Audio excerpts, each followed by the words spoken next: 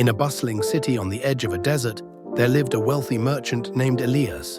He was known for his grand feasts, where only the wealthiest and most influential were invited.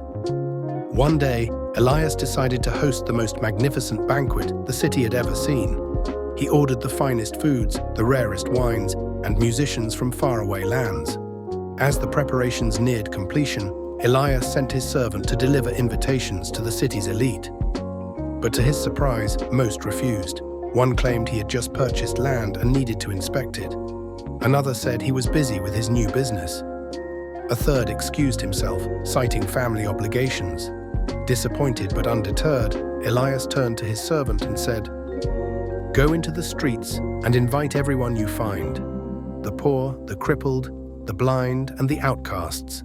They are welcome at my table."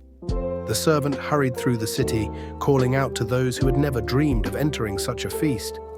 Beggars, laborers, and lonely wanderers were gathered. Soon Elias's grand hall was filled with laughter, music, and joy. Yet there was still room at the table. Elias told his servant, "Go beyond the city gates. Invite travelers, strangers, and those on the margins of society. Let my banquet be full, for my home is open to all." That evening, the feast overflowed with gratitude and celebration. Those who were once forgotten sat at the merchant's table, sharing in his abundance. This story echoes Jesus' parable of the great banquet, where God invites all, regardless of status or background, to partake in his kingdom.